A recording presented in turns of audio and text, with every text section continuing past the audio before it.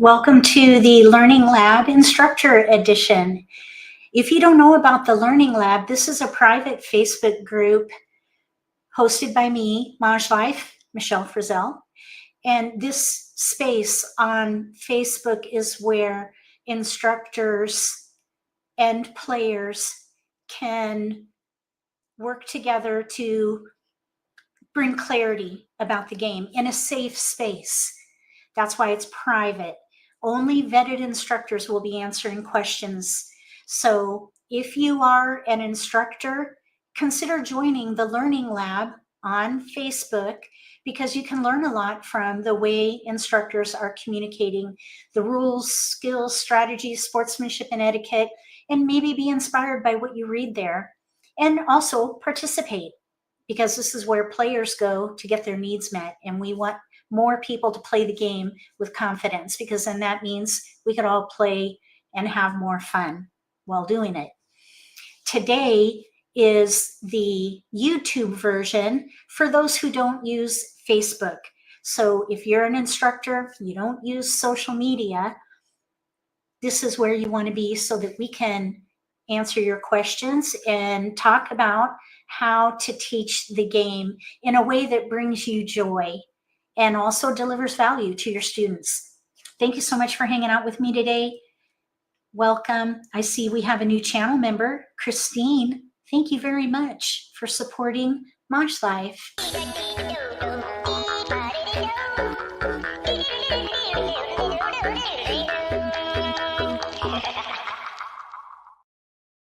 So like I say, this is for instructors. So if you are an instructor, let me know in the live stream chat if you are an aspiring instructor just getting started, or if you are new to teaching, or if you've been teaching and you just want to build your skills.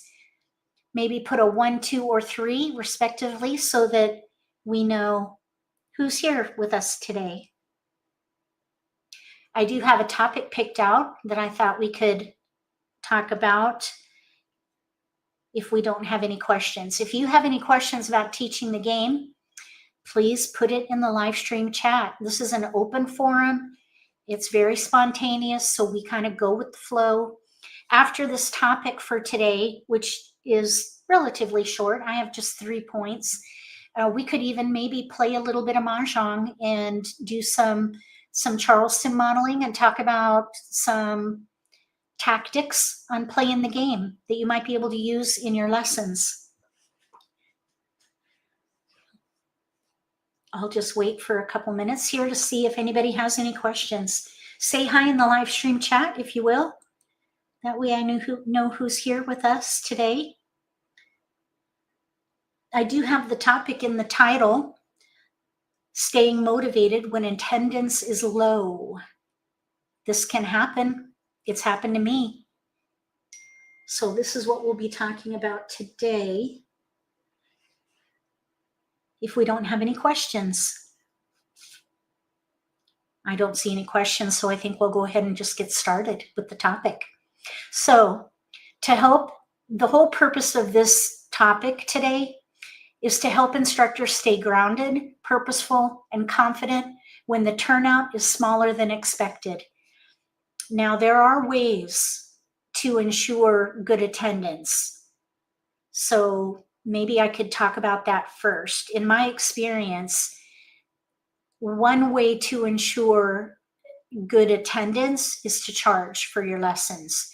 If you don't charge for your lessons, the students sometimes will not be as committed. And I have experienced this firsthand. So if you do not charge for lessons, consider charging something just so that you could maybe recoup some materials costs. And even maybe call it that. Instead of calling it tuition or instructor fee, you could call it a materials cost. And that way you can get reimbursed for handouts and things like that. So if students pay some kind of a fee to attend a lesson, they're more likely to attend. So that is one way that you can head this off at the pass right away. Another thing that you can do is have a strong event description so that you're sure to get the right student in the class for whatever it is that you're going to be teaching, because you want to draw the right student. If you're doing a beginner class, you don't want to have players who already know how to play come in and think that it's maybe a strategy class, or vice versa. So you want to have a strong event description to draw the right student. If you don't have a strong, thorough, or clear description, then people might realize, oh, maybe this is not for me, and just not show up. So between a clear event description and charging something, those are two ways to ensure attendance. And now there is, let's see, there's also something called a syllabus that you could create, which is kind of like a one-sheet description of your lesson, where you would have your instructor name and contact information. Hello, Kathy. Welcome. Hi, Michelle. But if you have a syllabus, which is similar to an event description, you can have your instructor contact information, the location of where it's going to be, a description of the class, what the students will be getting by going, the what's in it for me. That's another way to ensure that you get the right student into the class. And then what's expected from them. You know, do they need to get a card, the American Mahjong card, before the class? Do they need to have a subscription to I Love Maj or something like that so that they can practice? So different expectations of students. All those things are really good for a syllabus. And I will put a link in the video description to a template for a syllabus, and also a template for an event description, so that you don't have to start from scratch. And I highly recommend using something like ChatGPT to help you with this. It will save you a lot of time and could give you some great inspiration on word choice and the right call to action to inspire people to sign up for your lessons. So I will put a link to all of that in the video description after this session. So between the syllabus, an event description, and charging, those are three ways that you can optimize attendance. Now, for those of you who are here with us, do any of you use these? Do you teach for free? And do you experience no-shows? Do you have an event description that's strong enough to bring in the right student? Or have you had students who show up with different expectations? And have you ever used a syllabus? Let me know in the live stream chat. Those are some things. Well, the syllabus and the event description are both things that can also give you some visibility as a professional instructor, especially if it's well written. I'd love to know if anybody has used a syllabus before. Let me see. I want to make a note so I don't forget to do that for you. Oh, I can just put it in here. Okay, let's see. Add link, add links. Let me just make this quick note while you're letting me know what you think about those questions. Syllabus, template, and event description. Okay, Michelle says not a syllabus, but you have notes. Are you talking about like handouts? You bring handouts, but you don't use a syllabus?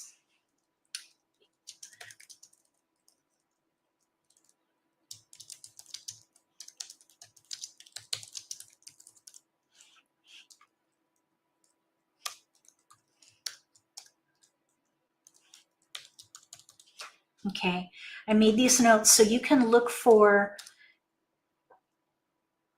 information in the video description below after this session, and there'll be some tips in there for you. Just notes. Okay, so I highly recommend. Now, with your lessons, do you advertise, or is it strictly word of mouth where you get your students? Do they come to you word of mouth, or do you advertise? Because if you advertise, you're going to have an event description of some kind. Oh, you're welcome.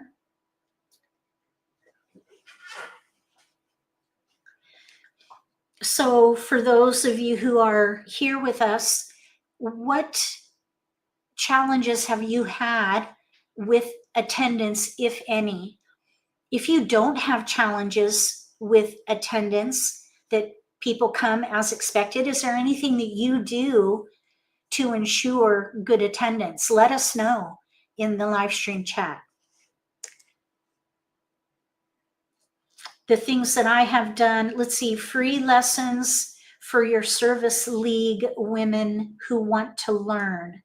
Free lessons, okay. And Michelle, do you have a good attendance, or have you experienced times where people don't show up? Because that's what we're talking about today.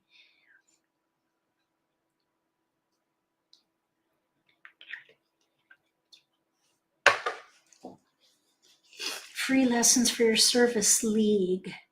Service league. Is this a Mahjong league?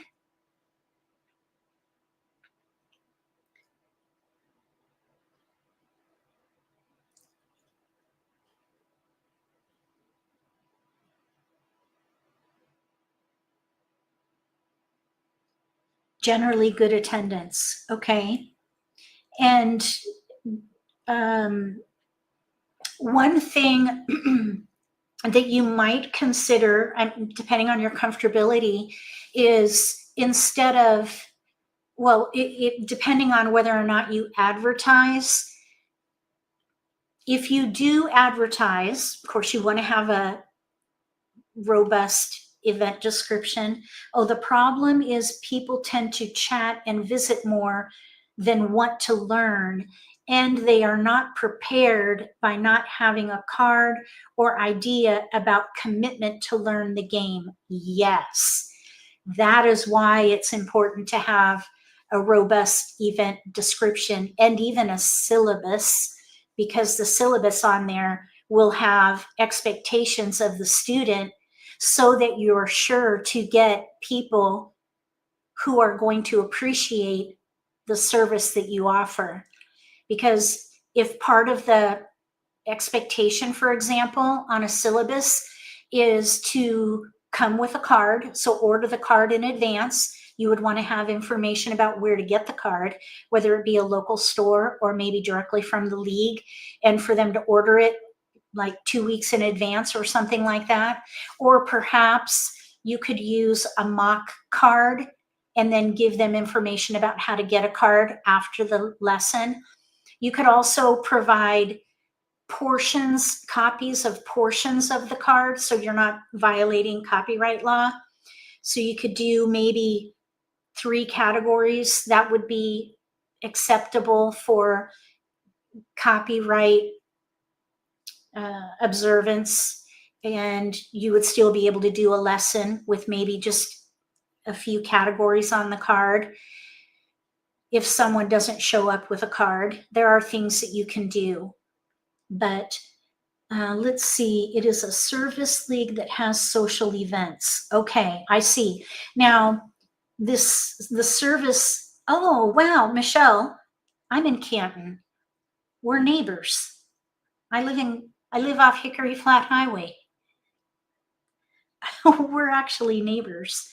Okay, so anyway, with this league in Bridgemill, they have to advertise, right? So I would want to look at that advertisement, whatever that blurb they have in there. You might ask to see what is in there and maybe add to it that this is a complex game and that the lesson is intended for people who want to learn a complex game, and that time will be, there will be time for socialization either before or after the lesson. And by saying something like that, you're sure to have focus during the lesson. And then you could remind them during the lesson that socialization will be either before or after. Because this is a complex game. And I know when people come in, they might think that it's just a casual sort of card game like Rummy or something like that. And it's not. It's different. So you would want to make sure that the fact that this is a complex game and requires focus, that should be in the event description. So I would check that out. And then another thing that you could do is, let's see here, you could ask the league to add donations or materials donations welcome. Materials donations welcome. That might help offset any costs that you might have for materials, you know, any printing costs, for example. And then you could frame the lesson at the beginning of the session and say, if anyone would like to make a donation to help offset the cost of the handouts, I would appreciate that very much. Let's get started, or something like that. That might be another way for them to contribute. And anytime a student contributes, they're going to be more committed. So, okay, now, so besides those three things, syllabus, event description, and charging a nominal fee, even $10, people would be more likely to attend than if they paid nothing. So I don't know if this location would allow you to get any kind of compensation, but even a small amount would be enough to give them skin in the game and show up. All right, so now let's talk about what to do if you are having an event and you don't have as many people attend as expected. Now, American Mahjong is a 4-player game. So you need to have humans at the table in order to play the game fully. But there are things that you can do if that doesn't happen. And let's say that you do have 4 players and then a half table, like maybe 6 people show up. Well, then what do? Do you break out into 2 tables of 3? There are solutions for that as well. So let's just first chat about that. Let's see. Michelle says you think that would be helpful. Plus, even charging a minimal like $5. Yeah, just to donate to the service league. True. Yep.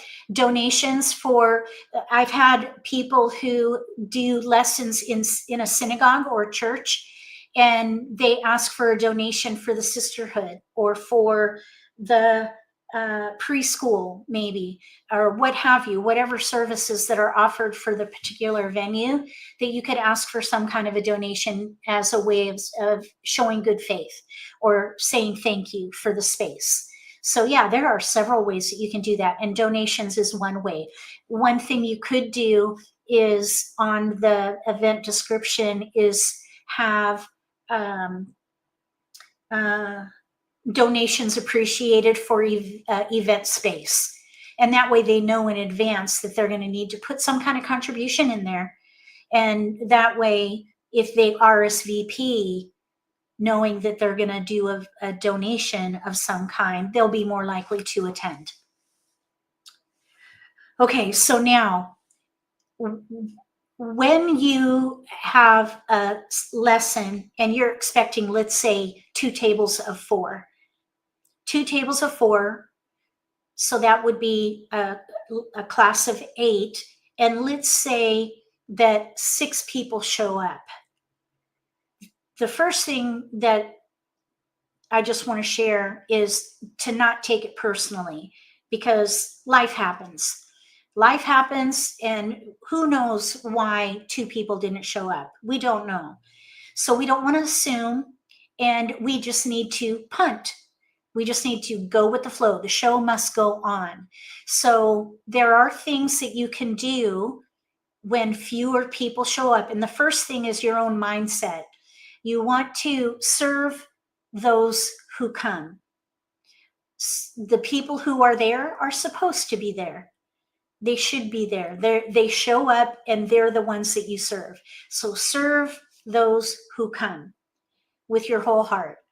And for whatever reason, those who are not able to make it, it just was kismet. They weren't meant to be there for whatever reason. So you serve those who come. Now, what to do in regards to logistics. First, don't apologize, because it's not your fault. You would think through some solutions that you have in your back pocket. And I'm going to give you three solutions, 2 or 3 solutions here. What do you do when 6 people show up for the first class and then all 8 show up for the second class? Okay, that's a great question. I'm going to write that, or I'll circle back to that. That'll be a great question for after these 2 solutions. So if let's say you have scheduled a class for 8 and 6 people show up. We don't know why the other 2 didn't show up. It is what it is. You don't apologize. And you say, okay, today we have 6 people who are going to be taking our class, and this is a 4-player game. So we're going to work in teams today so that we have a 4-player table. So I would like 2 of you to partner up. And then later we'll do some musical chairs and we'll switch it out so that you can make friends with others. So something like that. But you're going to use the partner system. I call it the buddy system. So when you have 6 people on 2 sides of your table, you'll have 2 people. And that way it'll feel like you're teaching 4 people, and you'll be able to play a game of 4. And 2 partner pairs, there'll be 2 pairs of people who will work as a team. So they'll work as one.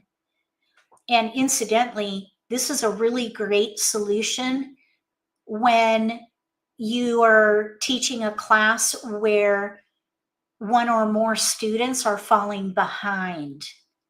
So if someone is just not getting it, consider using the buddy system and say, today we're going to we're going to work in pairs, and I would like, Bridget and Deidre to work together today, and because we have 5 people and we need to be at a table of 4. So Bridget and Deidre, go ahead and work as a pair. Now, nobody needs to know that Deidre is struggling with the game, but you're going to partner Deidre and Bridget together because Bridget is a strong player and she gets it. So Bridget will be able to help bring Deidre along by sort of leading the team. Now, if Bridget is too strong, you might need to do a little coaching or draw Deidre out a little bit. So make sure that you watch the dynamic to make sure that Deidre is participating and just not withdrawing. So this buddy system is also a great way to help someone who's falling behind. So use the buddy system if you end up with missing players. Another thing you could do, let's say that you had a table, or you had a group of 4 and only 3 showed up. You are the 4th player. That's an easy one. Just you be the 4th player. And usually what I do is I play my hand open, and the other 2 players would play concealed or something like that. You could do a round of that, or a round where everybody plays open, and then everybody would be concealed, your hand would be open, and you could step up and coach as needed. But if you have 4 and 1 not show up, you be that 4th student. If you have 6 where 2 didn't show up, use the buddy system. And that would work if 1 person didn't show up. So then you would have 3 sides of the table with 2 players each. Or if you had 5, 1 side of the table would have a team. And then switch it out so that different people are paired. And that way people have that opportunity of playing independently and also sharing that teamwork as well. So that is what I would recommend if people don't show up. Now, what do you do if those 2 people who missed the first session come to the next session and expect to keep up? So what this is going to require is for you to be prepared in advance to send them an email with videos to watch so that they can hit the ground running in the next session. On my YouTube channel, I have fundamental videos that could walk students through every part of the game. So whatever lesson they missed, send them a link to a video and ask them to watch it so that they can keep up with the class. And this is going to take a couple of things for you to implement that. The first thing is you need their email address. So when people sign up, get their name and their email address. And that way, if they don't show up, you can send them an email right after that class they missed and give them an assignment to watch a video so that they can keep up with the class. And in that email, make sure that you tell them this is a complex game and I would love for you to walk away with knowing how to play the game with confidence. So please watch this video so that you can keep up with the class when you come next week or what have you. So make it an expectation. And then if they don't come again, I would send them an email and ask them to sign up for the next session, because that's going to slow your class down. So you might consider doing something like that as well. But have resources ready to send students who miss a session so that they can do homework before the next session. How's that, Carol? Would that work for you? Because the last thing you want to do, and I've had to do this, by the way, and it's awkward. So here's what has happened to me before. People miss the first session. So in the second session, those people come. Then I have to redo the first lesson to get them up to speed. And I have to do it quickly, which means they don't get the depth that the other people got. So not only are we making those first timers who already went through the lesson wait, they're going to have to wait before they can progress. But the people who missed the first session then get a shallow version of what they missed. So it hurts both groups. So that's why you would want to make sure you have their email address, give them homework, and make sure that they know this in advance so that if they miss a lesson, they're going to expect homework.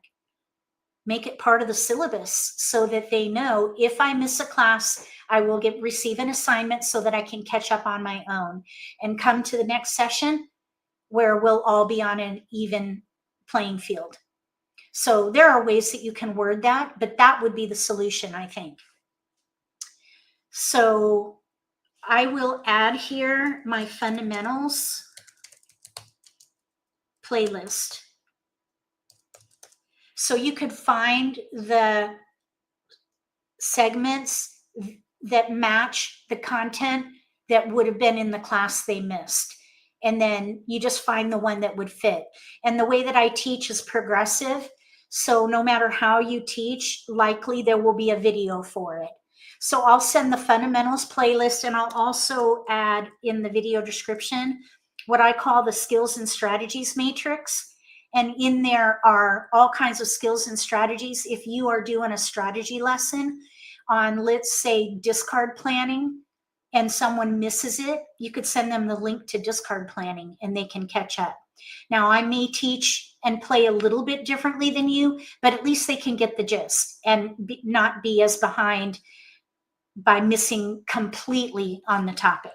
So I will put that in there too. Okay, so now when people don't show up, make sure that you're protecting your own mental health and don't take it personally, and serve those who come. And serve fully using the buddy system as best you can, and continue with whatever plan you had for the day. So this is going to make sure that you're protecting your professionalism, and also make sure that you're going to be able to stick to your lesson plan and not impact down the line, where you're going to then have to adjust your lesson plan going forward if it is a multi-session plan. So that's what I would recommend. And then another thing that you could do is, when you do the very first session, do something known as framing. So you would frame the lesson right after you do the introduction. So the first time you meet, you introduce yourself, how long you've been playing the game, maybe how long you've been teaching the game, and then ask them to introduce themselves if it's a small class, an intimate class. If it's a large class, like 20, 30, 40 people, you wouldn't want to do introductions like that. You would just introduce yourself and then go right into the session. But if it's a small class, like let's say 4 or 8, have everybody introduce themselves, and then you frame the session or frame the multi-session lesson, and begin with that this is a complex game. And in order for you to deliver full value to them, with the goal of them knowing how to play with confidence by the end of the lessons, that you need them to commit to every class and come prepared. If you give assignments or videos to watch, that it would behoove them to do that, so they can walk away with whatever it is that you promise in the class, whatever value they're looking for to walk away with. You need their help to get there. This is a partnership. You need their contribution, which is their commitment and their accountability. So you of course want to make it fun. So you don't want it to be, you don't want to be a military sergeant by any means. You don't want to be, hardcore like G.I. Jane or anything like that. You want to make it fun. So for example, one thing you could do is gamify attendance. You could say, okay, we are going to be meeting for the next 6 weeks, and we're going to be doing a lesson for 1 hour and then gameplay for 2. So we're going to do 6 3-hour sessions. For every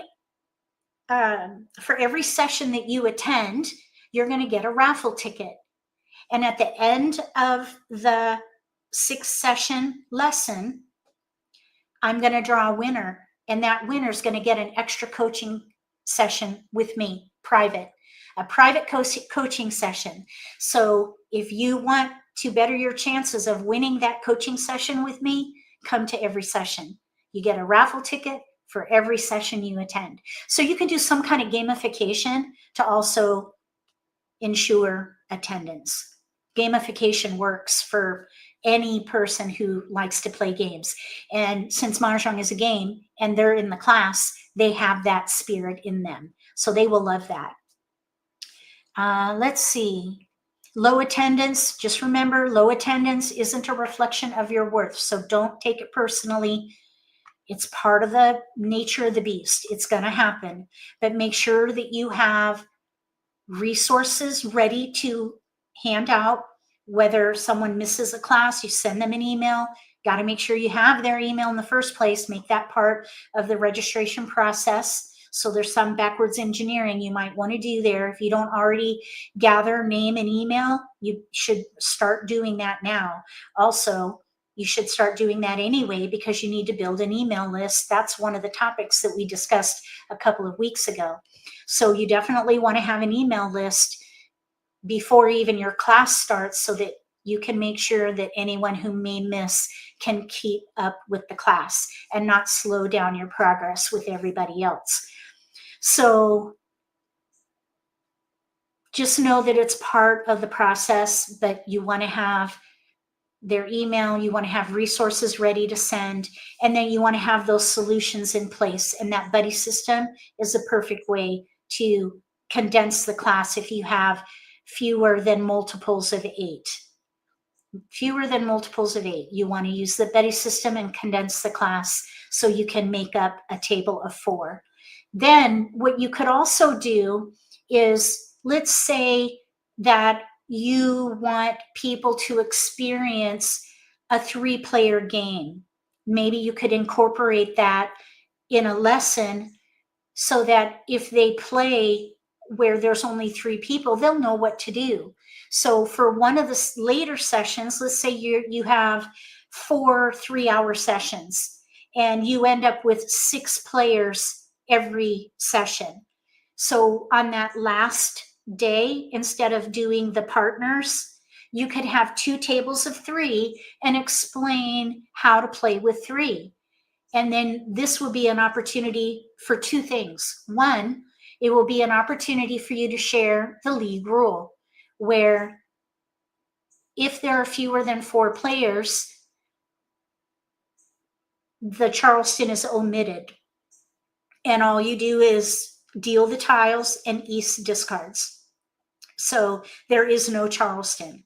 So each table of 3 would just play the game. Or you could be a 4th and there'd be a table of 3, and then you go back and forth for that day. So each table can practice playing with only 3 people without the Charleston.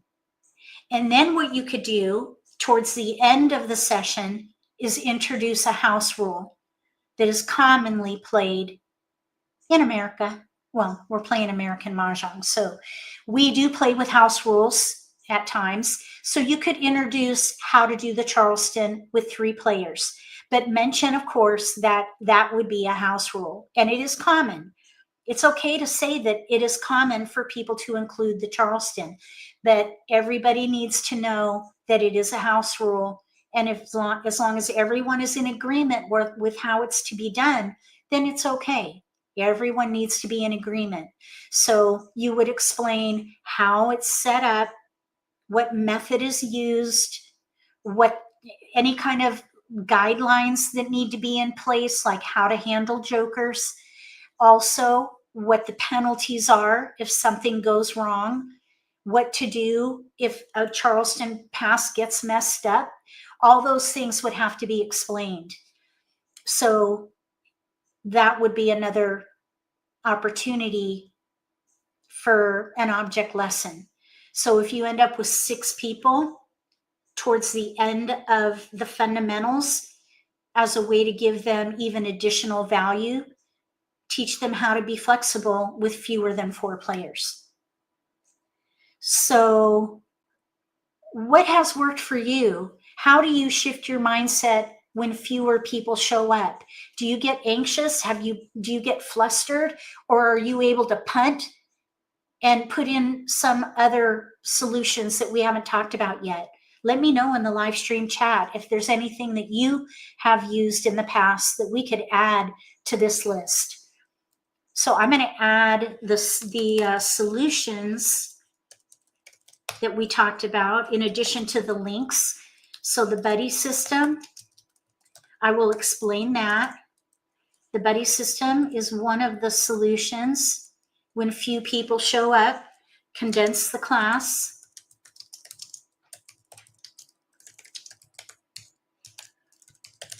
And then the other solution was to introduce a 3-player game.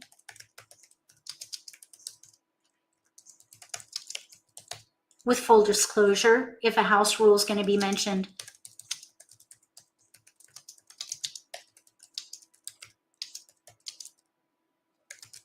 Okay, so those would be some of the solutions there. Okay.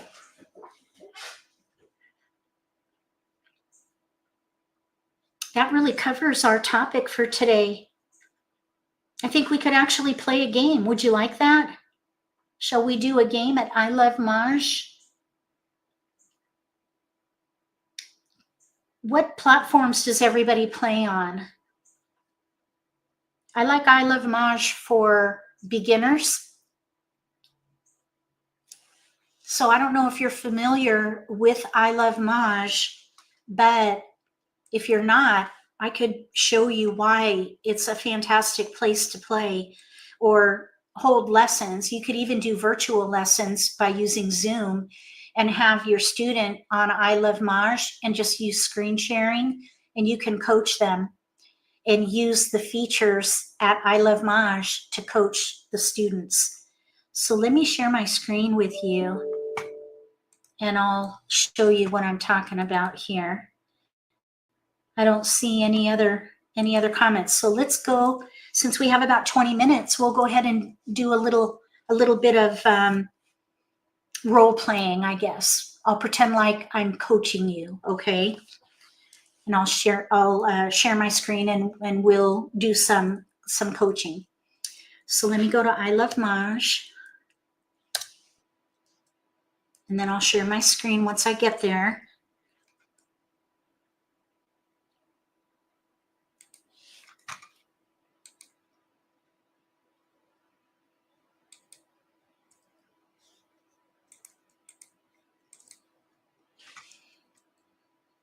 Okay, here it is. This is I Love Maj. Let me know where you play online, if you do play online at all. I do play here, but mostly I teach here. So I Love Maj is a fantastic place to play because they have the opportunity to play with robots, 3 different skill levels, beginner, intermediate, and advanced. They also have live play with humans. You could play even with a group of friends. You could even create your own personal table and invite people to come and join your table. Okay, so that would be the game Launchpad. This is where you play with either robots or humans. Down here is this is the gold mine of I Love Maj, the exercise room. They have 5 different exercises that can help students build their skills. They have Make a Hand, and we're not going to go into all of these for sake of time, but they have Make a Hand, Charleston practice, what hand is that? MAHJLIFE, which is like a Wordle to identify complete hands, and they have to, they're given certain tiles and they have to figure out what hand it could be, and then Heavenly Hands where they're given all the tiles. So you can figure out what the purpose is of all of these things just by reading the description. But we're going to go into Charleston practice. This is my favorite, Charleston practice, because the Charleston is a powerful part of the game. And if you can help your students with confident decision making during the Charleston, it could be a game changer for them. This is one of the hardest parts of the game, is the Charleston. It's a bit overwhelming for new players. And if you can help build their confidence, it could give them enough relief about the game if they can understand the purpose of the Charleston and how to identify the strength of a hand and go with the flow by practicing Charleston decision making in this exercise room. So we're going to, there are features in here that you can poke around in. We're not going to do that, but I just recommend that you poke around and click buttons and whatnot. There's change the card. You can use different cards, and you can also change the robot level. We're going to go with the advanced level, and I'm going to click start exercise. So this platform does use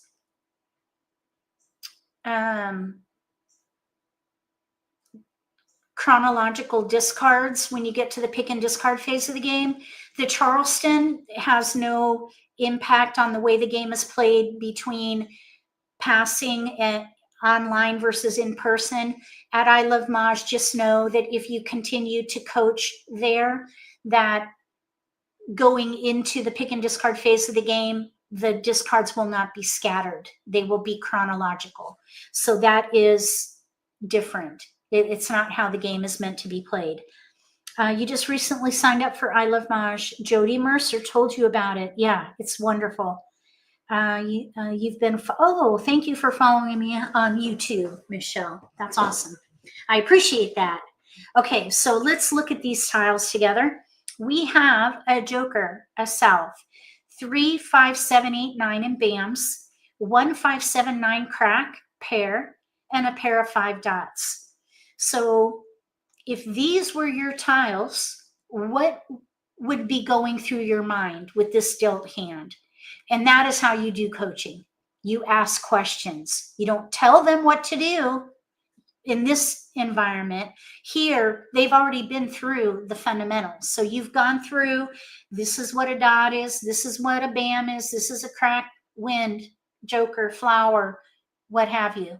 You've already been through all that. So you're at this place where they need to start working on critical thinking. So you would question them as opposed to tell them what to do. So you want to take on the role of coach. So you would say, okay, Michelle, we have a joker, a south, 3, 5, 7, 8, 9 in BAMs, 1, 5, 7, 9 in cracks with a pair of 9s, and a 5 dot pair. When you look at these tiles, what is going on in your mind? What are your first thoughts? And then you wait for them to respond, because that's what's going to give you an indication of where their weaknesses are or where their misunderstandings are, so that you can help them understand the game more. You can bring clarity for them and lighten their load. Take a little bit of that overwhelm away by explaining the game more thoroughly, or maybe explain something that they misunderstood, or make a correction, a course correction. So for those of you watching, tell me, what category would you play or focus on with these tiles? And then I'll tell you what I would do. I already know what I would do with these tiles. Tell me what category you would focus on with these tiles.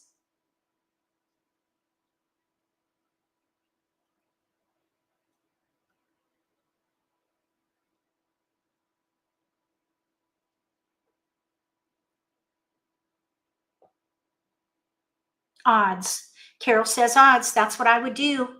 Now, if we focus on odds, we're going to be letting the south go. That is a clear discard. Now, there is one hand that uses winds in odds, the third hand from the bottom, but we have only one wind. I'd let it go, because we have only one even tile. So we have only 2 clear discards. Everything else is odds. That's why I'd let that south go. So now we would need to sacrifice a keeper. These are all keepers. So with these tiles, is there anything that stands out to you? What stands out when you look at these tiles? Is this Fanatics? You'll be happy to join. No, this is the Learning Lab Instructor Edition. Right now we're doing role playing. This is a public live stream. The Fanatics is on Wednesdays. Fanatics and Obsessed are on Wednesdays, unless something happens to my schedule, and then I have to switch things up. Okay, so one thing that I notice in here is we have mostly big numbers. Mostly big numbers, 5, 7, 9. If you look in odds, there are 3 lines where all 5 numbers are used. 1, 3, 5, 7, 9. The first one, then we have the 5th hand down, and then we have the 2nd hand from the bottom. Those are the 3 lines that have 5 numbers. Otherwise, you either have little odds, 1, 3, 5, or big odds. In order for us to sacrifice a tile, I would let the lesser go. We have a 1 and a 3. Otherwise, we have all big numbers. So that's what I would do. I'd let the 3 go because we do have the potential for maybe the second hand from the bottom. Now, you may think about, let's say, keeping the 3 and letting the 9 go, because then we would have 3, 5, 7 singles with a 1 crack and a 9 crack. We also have 5, 7, 9 and a 5 dot pair. First thought, odd. Second thought, a pair of 9s. I think this is what I would do, 8, 9 with a south, because we could play the second hand down. We could also maybe play the concealed hand, but we don't have any flowers and we don't have a 7 dot. Definitely odds. Mixed suit with odds. We don't have a 1 bam or a 3 crack. I suppose we could maybe play the first hand, but we have a gap, no 1 bam. So that would be a bit risky. There are no gaps for the second hand from the bottom. 1 crack, 9 crack, 3, 5, 7 in a second suit. So that's probably what I would do. Let's just see what we get. Okay, look what came in. 3, 5, 7. Let's just set this up for that hand because there's a multiple in there. Maybe a visual here would be helpful.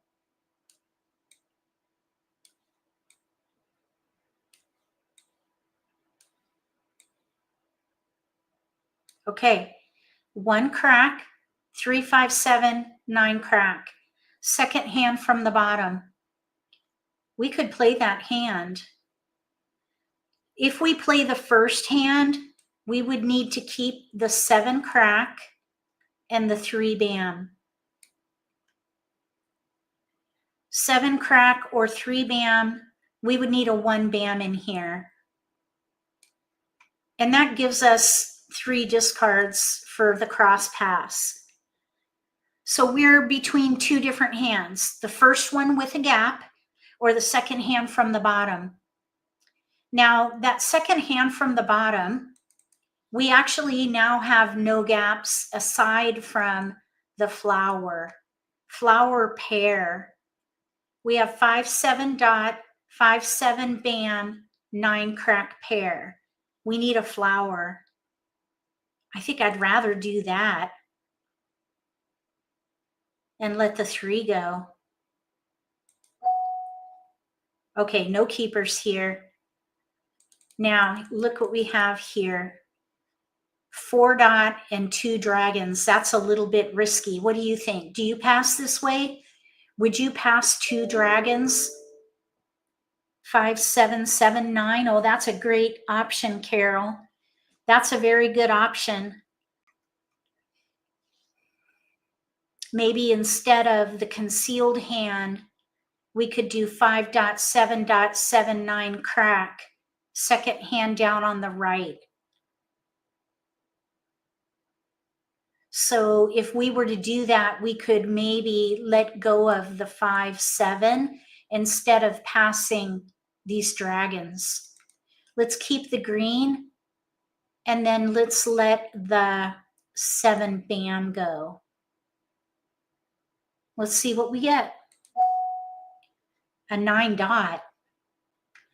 Oh, look, we got a south. We have 5, 7 dot, 7, 9 crack with a south.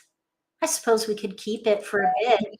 We do have tiles we can pass. Here's a 9, 5, 7, 9. We have a 3, 1, 3, 5 dot, but no 7, 9 bam for the first hand. We have tiles we can pass though. Okay, the 3 bam came back. There's an east. We have 2 clear discards. So we have 5-7 dot, 7-9 crack, east south. We have clearly don't need the 3 crack, but I would not pass like numbers. I would not do that. Instead, I would probably sacrifice a tile. I think what I would do here, since we need pair, pair, pair, we could either risk playing the pairs hand, second from the bottom, or with 1-9, or we could play the second hand down or the 7th hand down. Since we have 3 whole options, let's let the 1 go. Maybe instead of a 1-3, we could do mixed suits. So at this point, we won't need these 3s. We have 5-7 dot, 7-9 crack, and then maybe the news hand. 2 different options, second hand down or the 7th hand down on the right. Okay, we have a west, and we have 3 tiles to pass. Check it out. Okay, no keepers, but we could pass 3. All right, we ended up with 4 discards and a hand with no gaps. We do need a north, but I wouldn't call that a gap because we almost have news. We could play the 7th hand down, and I would say with this result, we would be a contender. We would be a contender with only 4 discards and a hand with no gaps. I think that was a great result. Well done, Carol, for this suggestion with 5-7-7-9. So that's how you do coaching online. All you do is use Zoom or some other broadcast platform, and then you have the player go to I Love Maj or whatever platform they use, and you have them share their screen, and then you just coach them by asking questions. That's one way to do one-on-one coaching, which incidentally is an option for someone who missed a class and for whatever reason is not able to do homework.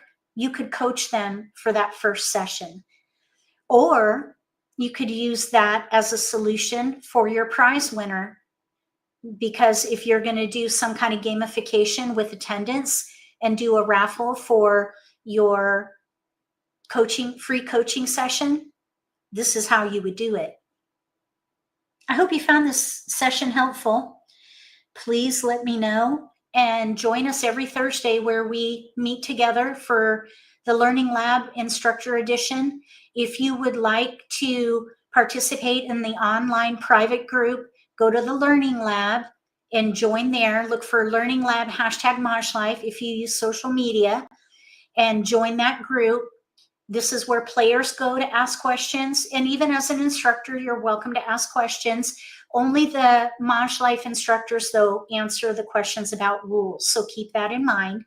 If you would like to join us at the MAHJLIFE Instructor Guild, feel free to look for a link in the video description below and join us for peer support, coaching, and resources. Also, we do a lot of continuing education for instructors in the Guild.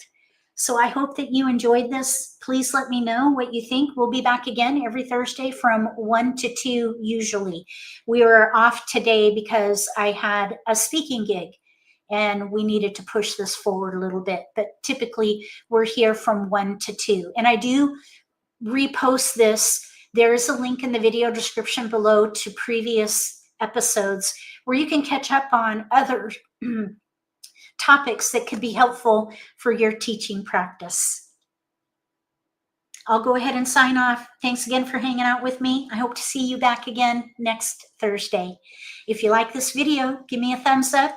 If you haven't subscribed to my channel, consider subscribing. Click that little gray bell if you do. That way you'll get notification for when I post new videos, and you won't miss an opportunity to learn a new strategy or pick up an insight to the game that could give you an advantage at the table. Between now and the next video, may all your picks be keepers.